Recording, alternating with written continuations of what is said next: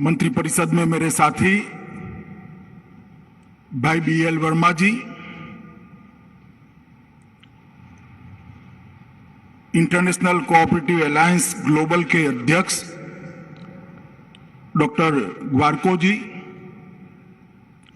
मंच पर उपस्थित सभी का नाम उल्लेख करना चाहिए। इस प्रकार के विशिष्ट योगदान वाले बैठे हुए महानुभाव, मैं इसलिए नाम उल्लेख नहीं करना चाहता हूं कि समय काफी गया है, मगर इस सब संस्थाओं के जो अध्यक्ष यहां पर बैठे हैं, इन्होंने देश के सहकारिता आंदोलन को यहां तक, इस मुकाम तक पहुंचाने का काम किया है। आज इस सभागार में उपस्थित देश के कोने कोने से आए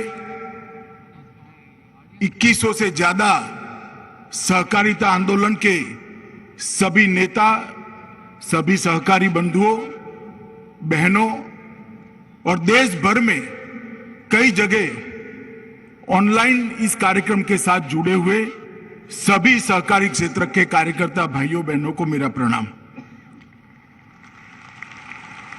आज मेरी शुरुआत मैं पंडित दीनदयाल जी की जन्म जयंती से करना चाहूंगा, क्योंकि मेरे जैसे कई कार्यकर्ताओं का सहकार में आने की प्रेरणा का मूल स्थान दीनदयाल जी की अंत्योदय की नीति है।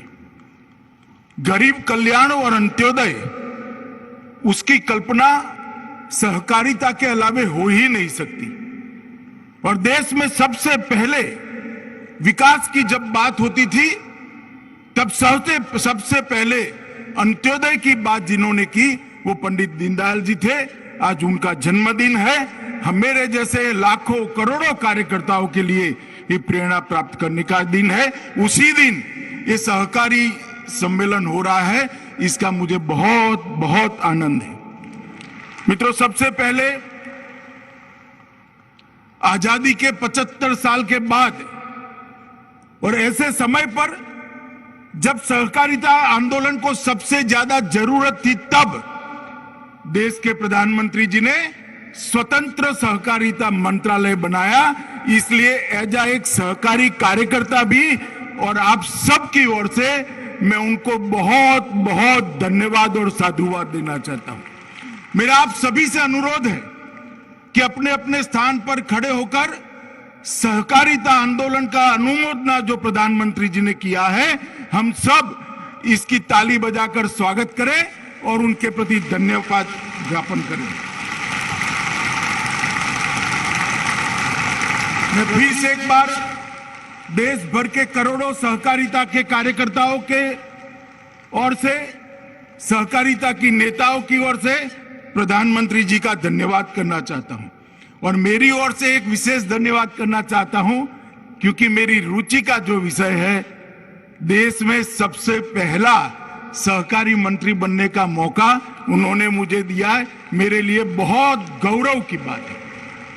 आज यहां जब हम खड़े हैं और एक नई शुरुआत सहकारिता आंदोलन को बल देने की, गति देने की, दिशा देने की शुरू होने जा रही, उस वक्त मैं इतना कहना चाहता हूं कि प्रधानमंत्री जी ने इस मंत्रालय का स्थापना किया है, तब मैं सहकारिता मंत्री के नाते देश भर के सहकारिता के नेताओं को, कार्यकर्ताओं को कहना चाहता हूं कि निग्लेक्शन का टाइम समाप्त हुआ है, प्रायोरिटी का टाइम शुरू हुआ है। आइए सब साथ में रहकर सहकारिता को आगे बढ़ाएं।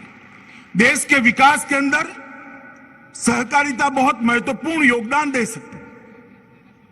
देश के विकास के अंदर सहकारिता का योगदान आज भी है, मगर बहुत सारे आयामों के अंदर, आयामों तक हमें पहुंचना बाकी है। हमने इसको नए सिरे से सोचना पड़ेगा, नए सिरे से रेखांकित करना पड़ेगा, हमारे काम का दायरा बढ़ाने पड़ेगा, काम के अंदर शिस्त लानी पड़ेगी, काम के अंदर पारदर्शिता भी लानी पड़ेगी और काम के अंदर सहकारिता की भावना को स्वभाव की तरह, संस्कार की तरह घुल मिलकर सहकारिता के आंदोलन को आगे बढ़ाएं। देश के करोड़ों किसान, वंचित, पिछड़े, दलित, गरीब, उपेक्षित महिलाएं, उनको विकास का मार्ग केवल और केवल सहकारिता के माध्यम से ही प्रशस्त हो सकता है और कोई मार्ग नहीं है। कई लोग सहकारिता की प्रासंगिकता पर सवाल उठाते, उनको लगता है कि सहकारिता आंदोलन अब इरिलेवेंट हो गया है।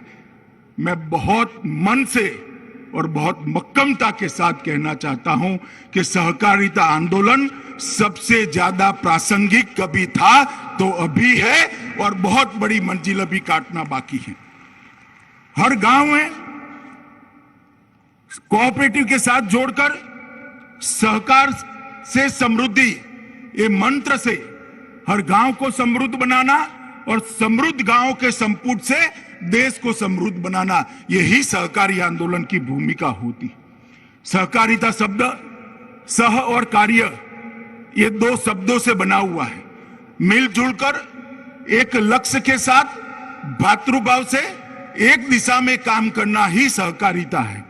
और हम हो सकता है, मैं हमेशा कहता हूं, हो सकता है कि देश के करोड़ों लोगों की, हम सब कोऑपरेटिव क्षेत्र में काम करने वालों की ताकत बहुत कम होगी, आर्थिक ताकत भी शायद हमारी कम होगी, मगर हमारी संख्या इतनी बड़ी है, अगर इसको एक बार कोऑपरेटिव के माध्यम से हम इकट्ठा करते हैं तो एक प्रचंड ताकत की निर्मित होती है जिसको कोई हरा नहीं सकता। और ये भी आत्मविश्वास के साथ सहकारिता आंदोलन ने एक नई शुरुआत करने का समय आ गया है।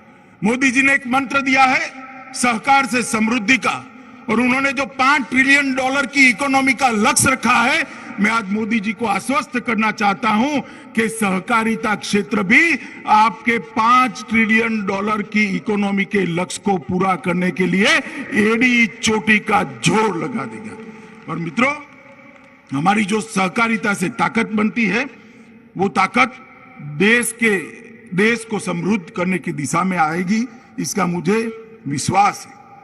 सहकारिता आंदोलन भारत के ग्रामीण समाज की प्रगति भी करेगा और एक नई सामाजिक पूंजी का कंसेप्ट भी खड़ा करेगा।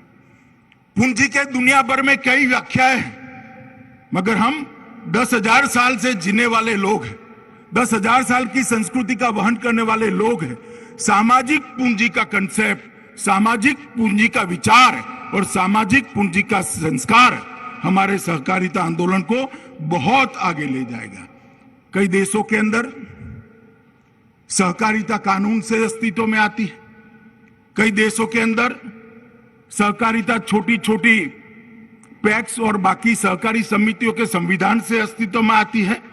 भारत में ये व्यवस्था के लिए जरूरी है।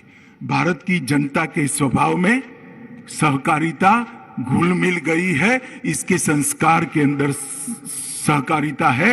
ये कोई उधार लिया हुआ कंसेप्ट नहीं है, हमारे स्वतः काम से प्रकट हुआ ये सहकारिता कंसेप्ट है। इसलिए भारत में कभी सहकारिता आंदोलन कभी भी इरिलेवेंट नहीं हो सकता।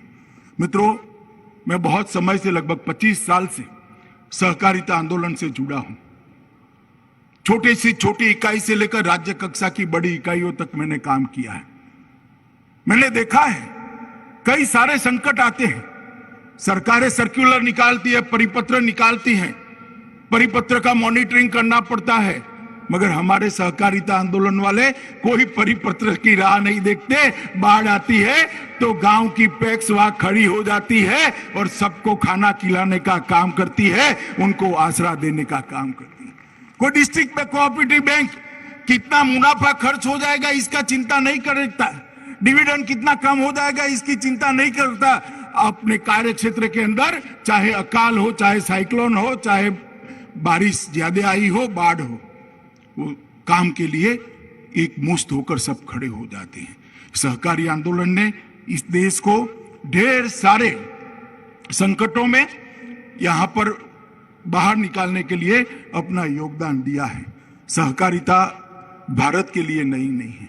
1904 से लेकर आज तक भारत ने सहकारिता आंदोलन ने ढेर सारे मकाम देखे, बहुत चढ़ाई ऊंचाई को भी हमने देखा है। कभी हम गिरे, कभी संभले, कभी आगे बढ़े, तेजी से आगे बढ़े, कभी धीरे हुए, परंतु ये गति नहीं रुकी। और मेरा आप सभी से यही अनुरोध है कि ये गति नहीं रुकनी चाहिए। आज इस अवसर पर मैं सहकारिता आंदोलन को बल देने वाले माधवराव गोडबोले, वैकुंठ भाई मेहता, त्रिभुवन दास पटेल, विठ्ठलराव विखे पाटिल, यशवंतराव चौहान, धनंजय राव गाडगिल और लक्ष्मण राव इनामदार जैसे कई लोगों को मैं याद करता हूं और इसको प्रणाम कर कर उनके आशीर्वाद से ये आंदोलन को एक नई गति देने के लिए हम आगे बढ़े, ऐसी प्रार्थना भी करता हूं। मित्रों, जो लोग आज भी मुझे कई लोग मिलते हैं, कॉर्पोरेट क्षेत्र के लोग भी मिलते हैं, पत्रकार भी मिलते हैं, अलग अलग पॉलिटिकल पार्टी के नेता भी मिलते हैं और सच अर्थ में मुझे पूछते हैं कि सहकारी आंदोलन रिलेवेंट है क्या, उसकी प्रासंगिकता आज भी बनी हुई है क्या, क्या सिद्ध होगा। मैं आज कुछ सहकारी आंदोलन की गुड प्रैक्टिसेस आपके सामने बताना चाहता हूं। सबसे पहले मैं गुजरात से आता हूं, मैं अमूल की बात करना चाहता हूं। अमूल का जन्म सरदार पटेल की दीर्घ दृष्टि से हुआ था। 1946 में अंग्रेजों ने एक फैसला किया कि किसानों ने कंपलसरी फर्जियात रूप से अपना सारा दूध एक प्राइवेट कंपनी को देना पड़ेगा। इसके खिलाफ एक आंदोलन हुआ खेड़ा जिले के अंदर। सरदार पटेल ने त्रिभुवन भाई को कहा कि जब तक आप दूध बेचने की व्यवस्था नहीं करते तब तक दूध का आंदोलन, ये इसके खिलाफ आंदोलन कभी सफल नहीं होता। और वहां एक शुरुआत हुई अमूल की। सरदार पटेल के मार्गदर्शन में त्रिभुवन भाई पटेल ने 2 प्राथमिक ग्राम दूध उत्पादक समितियों का पंजीकरण किया, जिसमें 80 किसान जुड़े हुए, सिर्फ 80 किसान। और वो अमूल आज कहां है? 2020-21 में उसका ग्रुप टर्नओवर 21,000 करोड़ को पार कर गया है मित्र। 53,000 करोड़, 53,000 करोड़ रुपीस उसको पार कर गए। एक दिन में लगभग 30 मिलियन दूध का प्रबंधन ये हमारा कोऑपरेटिव संस्थान करता है। इसके अंदर 36 लाख किसान परिवार जुड़े हुए हैं और विशेषकर महिलाओं को एम्पावर करने का काम किया है। मैंने तो गांव में देखा है, गुजरात में, शनिवार को जब महिला के हाथ में अपना चेक आता है या कैश आती है, इसके चेहरे पर हर्ष देखकर मन को बहुत अंदर तक शांति होती। 36 लाख किसान परिवारों को अमूल आज अपने साथ जुड़ा है। 18 जिलों का ये फेडरेशन है। 87 से ज्यादा डेयरी के मैन्युफैक्चरिंग प्लांट बनाए हैं और उसकी प्रबंधन क्षमता 39 मिलियन तक की प्रबंधन क्षमता आज बनाई। इंस्टॉल कैपेसिटी 39 मिलियन टन दूध को प्रोसेस करने की है। आप कल्पना कर सकते हैं? बड़े से बड़ी कॉर्पोरेट डेयरी जो नहीं कर सकती, ये हमारे अमूल ने कर कर दिखाया है और मैं मानता हूं यही उदाहरण लेकर हमने आगे बढ़ना चाहिए। लिज्जत पापड़, बहुत कम लोगों को यहां पर भी मालूम होगा, लिज्जत पापड़ कोऑपरेटिव। 1959 में जसवंतीबेन पोपट नाम की एक गुजराती महिला साहसिक ने 80 बहनों को साथ में रखकर एक कोऑपरेटिव बनाकर पापड़ बनाने की शुरुआत की थी। 2019 में उनका कारोबार 1600 करोड़ से ज्यादा का कारोबार है और 80 करोड़ निर्यात करती है। 45,000 महिलाएं लिज्जत के कोऑपरेटिव आंदोलन से जुड़ी है और ये सक्सेस स्टोरी देश भर की महिलाओं के लिए एक प्रेरणा का स्रोत है। अमूल और लिज्जत दोनों आज सफल है तो देश की महिलाओं का इसके अंदर बहुत बड़ा योगदान है, दूध भरने में भी और पापड़ बनाने भी। इफको जो आज हमारे यजमान है, चेयरमैन साहब भी बैठे हैं, एमडी अवस्थी भी बैठे हैं। इफको ने इस देश की हरित क्रांति को एक नई दिशा देने का काम किया है।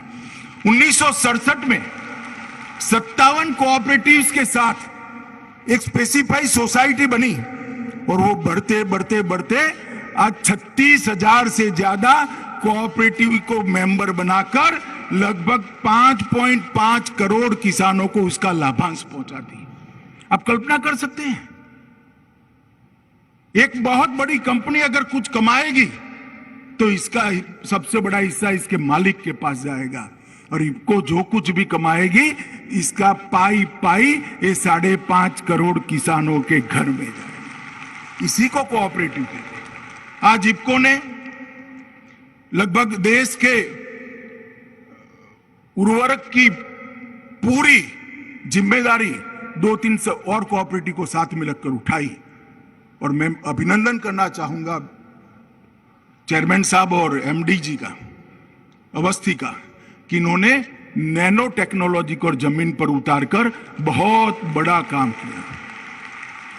और इसके माध्यम से मुझे पूरा विश्वास है कि ये कोऑपरेटिव संस्थाओं के माध्यम से ही आने वाले दिनों में वो दिन दूर नहीं है कि उर्वरक खाद इंपोर्ट करने की जरूरत नहीं पड़ेगी। हम आत्मनिर्भर बनेंगे और हमारा उर्वरक हमारे देश में भी बढ़े। इसी तरह से क्रिप्को भी लगभग 9,500 समितियों का बना हुआ एक संघ है।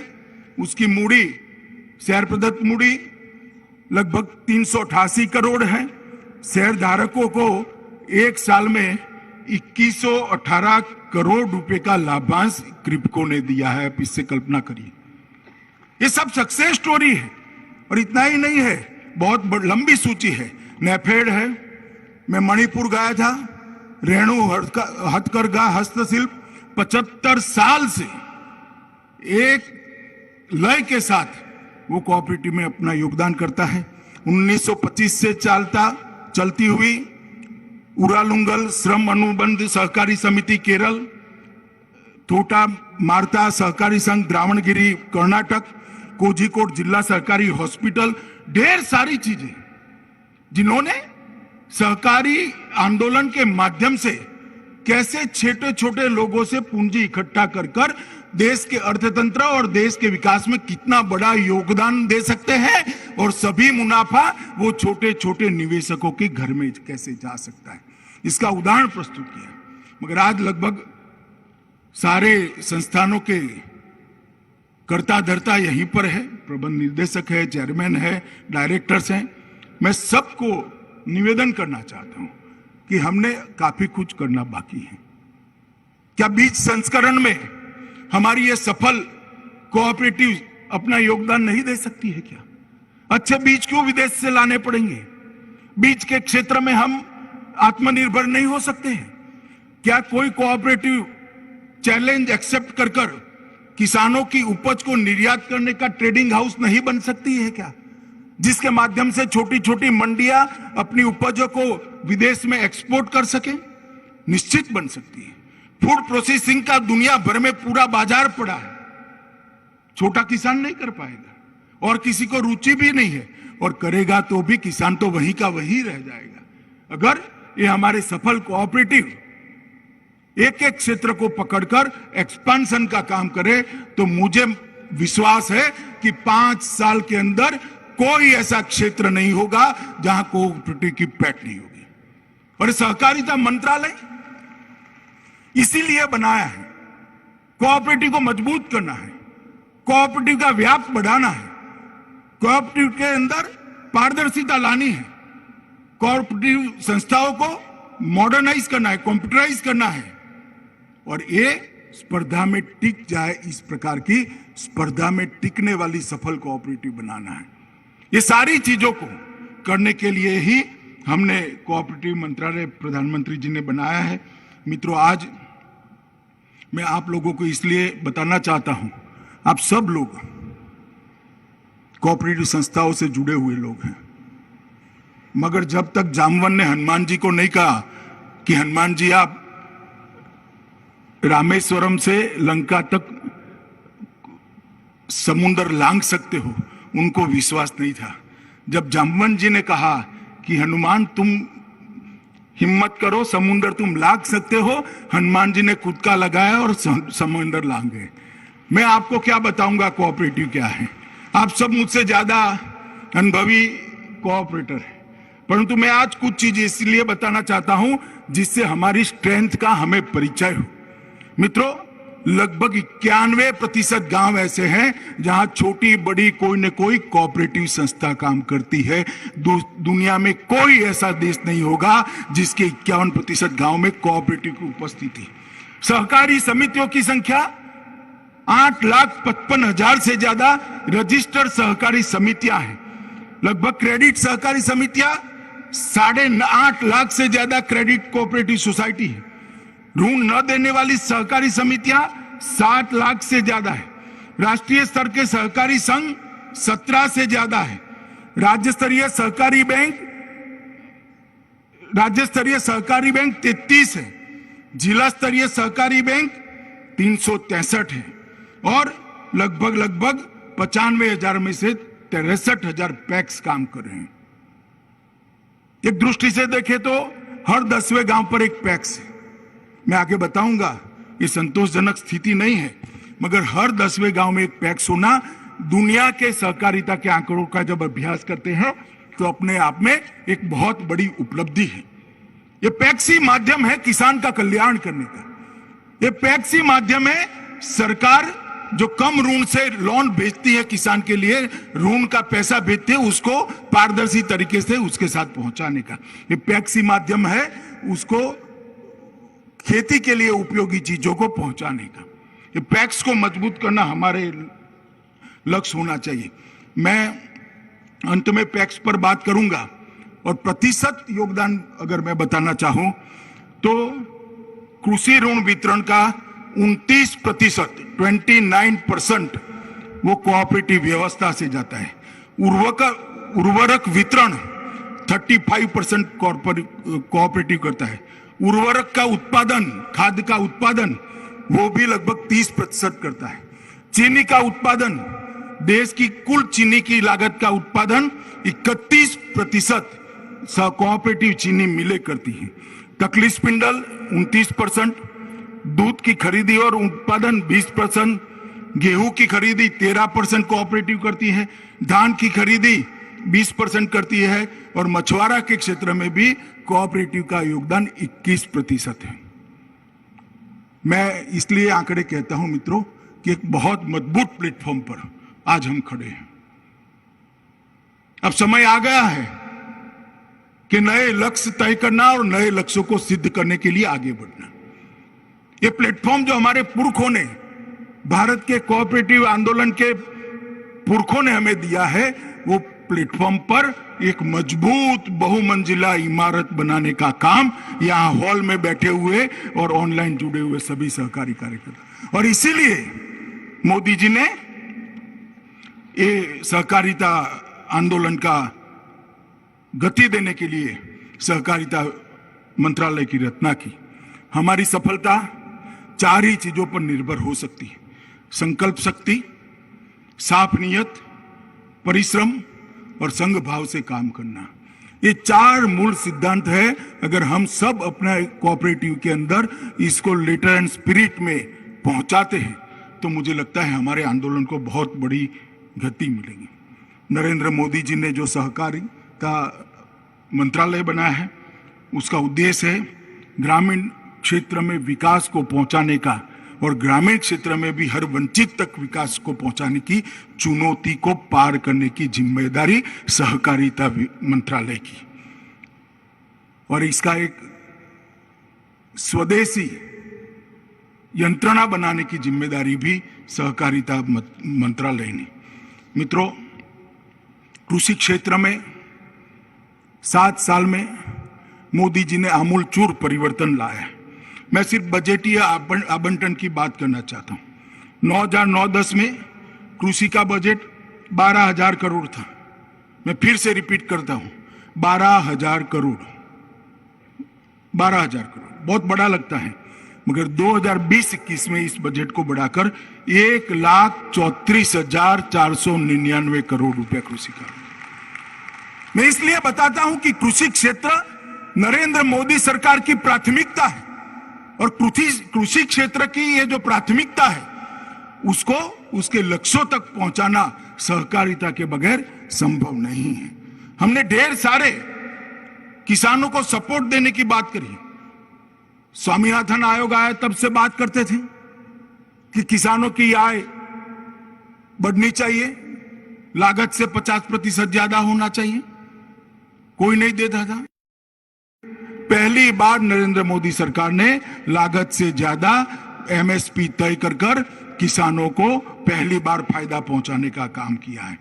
और मित्रों, मैं बहुत सारी रिपोर्ट कोट कर सकता हूं जिसके अंदर स्पिरिट थी, मगर ये होती नहीं थी।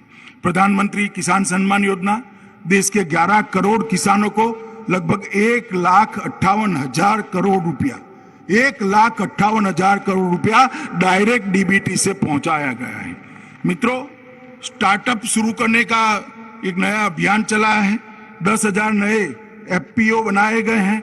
लगभग 6865 करोड़ रुपया वित्त पोषण के लिए अलग से खर्च किया जाना है।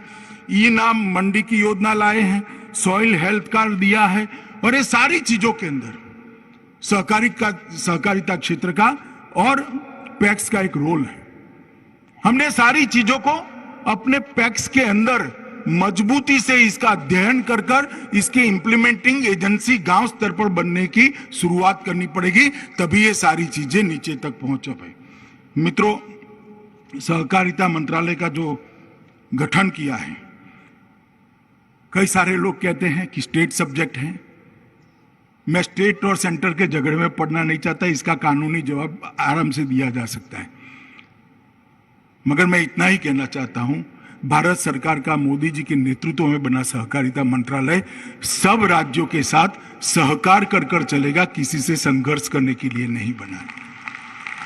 इसलिए किसी ने भी मन में सोचने की जरूरत नहीं है स्टेट सब्जेक्ट है या सेंट्रल सब्जेक्ट है। हम मदद सबकी कर सकते हैं, राज्यों की भी करेंगे, सबको साथ में लेंगे और आंदोलन को आगे बढ़ाएंगे। सहकारी समितियों को जमीनी स्तर तक पहुंचाने का काम इस सहकारिता मंत्रालय के तत्वाधान में होगा। बहुराज्य मल्टी स्टेट कोऑपरेटिव को उसको सुगम बनाने के लिए हम बहुत कम समय के अंदर एक्ट में बहुत सारे बदलाव लेकर आ रहे हैं। विकास पथ पर आगे बढ़ने के लिए एक बहुत बड़ी बात हुई। हमने तय किया है कि कुछ समय के अंदर ही नई सरकार नीति, पहले अटल जी लेकर आए थे 2002 में, अब मोदी जी लेकर आएंगे 2021-22 में। ये आजादी का 75वां साल है। अमृत महोत्सव में नई सहकार नीति को बनाने की हम शुरुआत भी करेंगे। पैक्स को मजबूत करना, 63,000 पैक्स 6 लाख गांवों के बीच में कम है। हम एक लक्ष्य रखेंगे कि आने वाले 5 साल के अंदर हर दूसरे गांव में पैक्स हो जाए।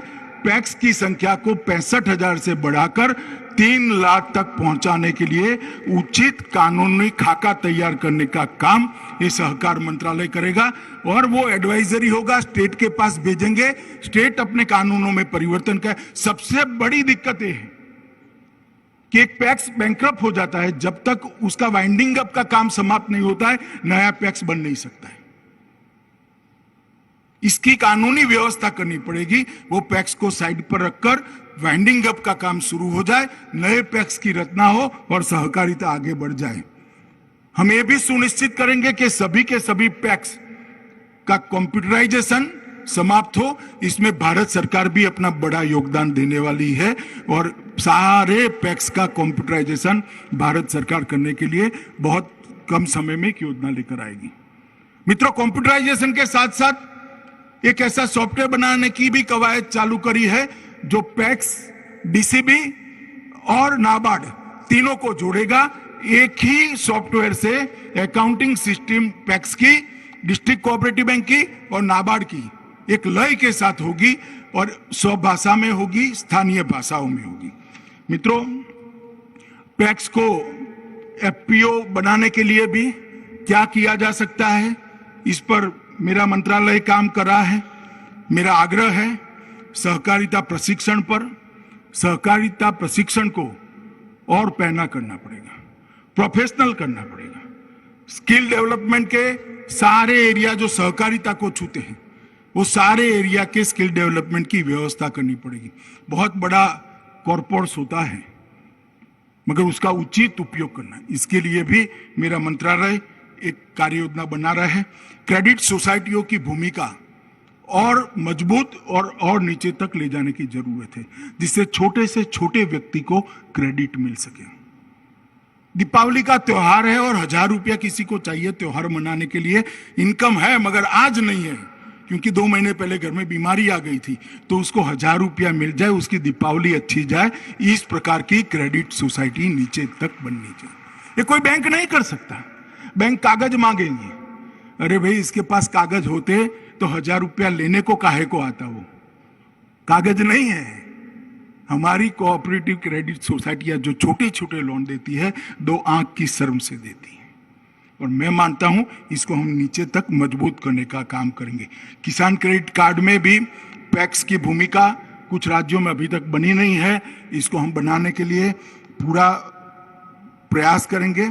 प्रायोरिटी सेक्टर लेंडिंग, सिर्फ अल्पकालीन ऋण नहीं, सभी प्रायोरिटी सेक्टर लेंडिंग में कोऑपरेटिव की भूमिका बढ़ाने के लिए सभी प्रायोरिटी सेक्टर लेंडिंग के भारत सरकार के मंत्रालयों के साथ सहकारिता मंत्रालय काम कर जमीन पर प्रायोरिटी लेंडिंग सभी प्रकार के कोऑपरेटिव के माध्यम से हो, इसके लिए हम करेंगे। जैसे स्व सहायता जूथ, आज तक देश में स्व सहायता जूथों ने अपनी स्पेसिफाई सोसाइटी नहीं बनाई। ये अमूल जो है ना, ये स्व सहायता जूथों का ही स्पेसिफाई सोसाइटी है।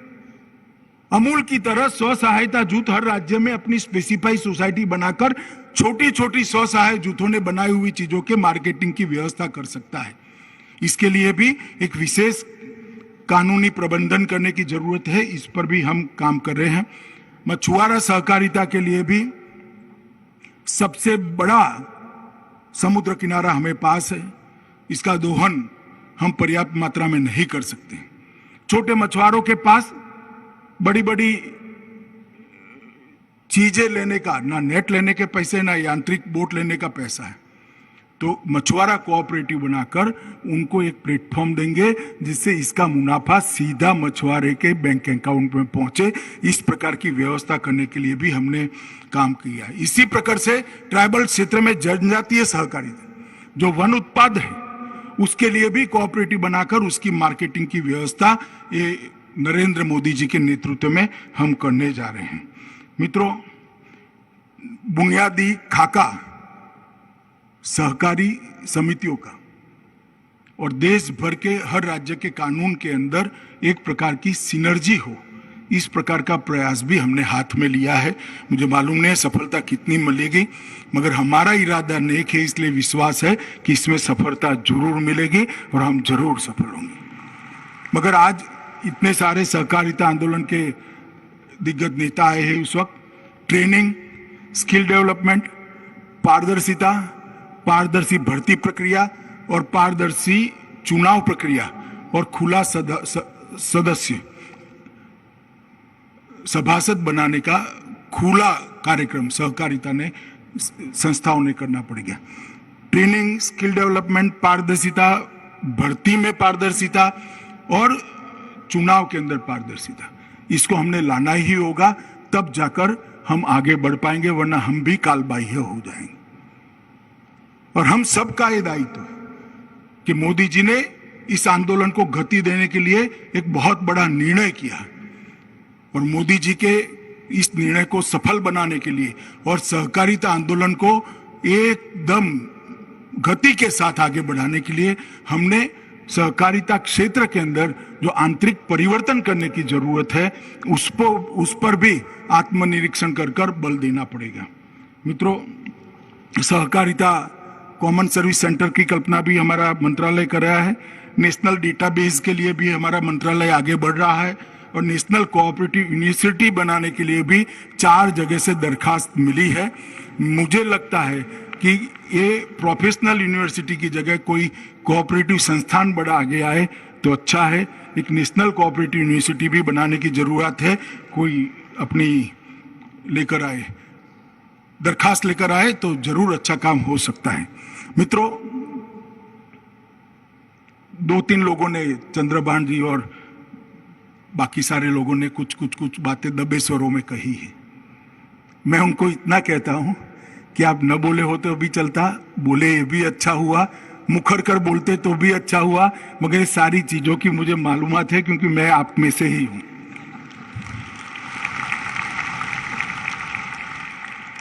कोऑपरेटिव, अर्बन कोऑपरेटिव बैंक के प्रॉब्लम्स, टैक्सेशन के प्रॉब्लम, भेदभावपूर्ण रवैया, सरकार का पक्षपात, सरकारी कर्मचारियों का पक्षपात, ये सारी चीजों से मैं अवगत हूं। मैं आपको विश्वास दिलाना चाहता हूं, इस क्षेत्र के साथ कोई अन्याय नहीं कर पाएगा, इतना भरोसा है। और इसीलिए मोदी जी ने सहकारिता को प्राथमिकता दी है। इसीलिए आत्मनिर्भर भारत के स्वप्न के अंदर सहकारिता आंदोलन को प्रमुख स्थान दिया है।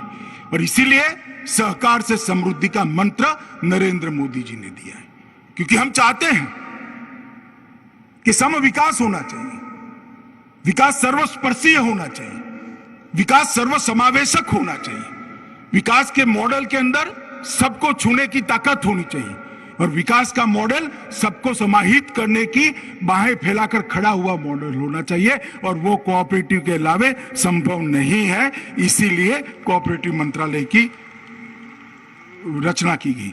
चीनी मिलों की भी बहुत सारी समस्याएं हैं। कई जगह हमारे त्रिस्तरीय एग्रीकल्चर फाइनेंस के ढांचे को डिस्टर्ब करने की भी बात हो रही है। मैं इन सब में बहुत अभी कुछ स्पष्टता से इसलिए नहीं कह रहा हूं कि विचार चल रहा है, सबसे चर्चा भी करना है, परंतु मैं इतना जरूर कहना चाहता हूं कि आपकी समस्या आप जरूर मुझे लिख कर भेजिए, जरूर लिख कर भेजिए। छोटी से छोटी चिट्ठी को मैं ध्यान से पढ़कर इस पर उचित निर्णय करूंगा, मगर लिख कर नहीं भेजेंगे तो भी मैं सामने से संपर्क कर कर आपकी तकलीफों को समझकर उसके निवारण के लिए प्रोएक्टिव रहूंगा। और ये मोदी जी की इच्छा है, देश का प्रधानमंत्री जी का ये मन की इच्छा है कि वो चाहते हैं कि छोटे से छोटे व्यक्ति को विकास की प्रक्रिया में हिस्सेदार बनाना, सहकारिता के माध्यम से हर परिवार को समृद्ध बनाना, और हर समृद्ध हुए परिवार के संपुट से देश को समृद्ध बनाना, यही सहकार से समृद्धि के मंत्र का रहस्य है। और हमें इसमें जी जान से लगना है।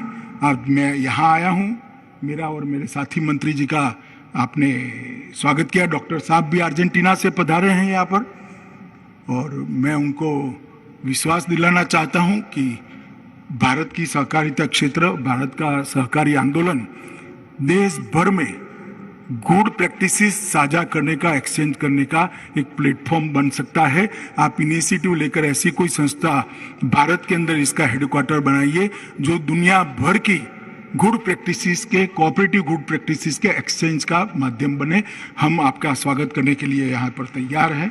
और मैं फिर से एक बार कहता हूँ कि प्रधानमंत्री जी के मन की इच्छा है कि सहकारिता के आधार पर भारत की अर्थनीति के विकास का एक नया अध्याय लिखा जाए।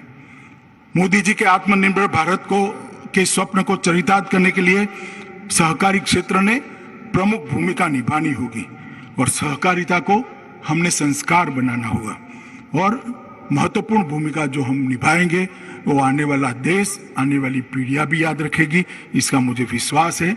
आज देश भर से ऑनलाइन आंकड़ा जो संचालिका महोदया ने कहा, लगभग मेरे खड़े होने के पहले 4.25 करोड़ लोग ऑनलाइन जुड़े थे।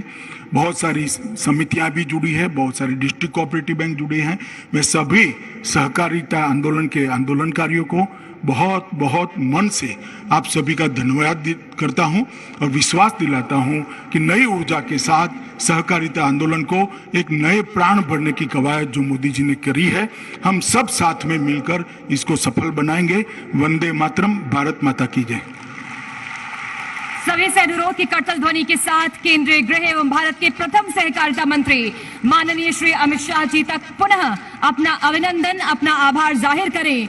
सरकार से समृद्धि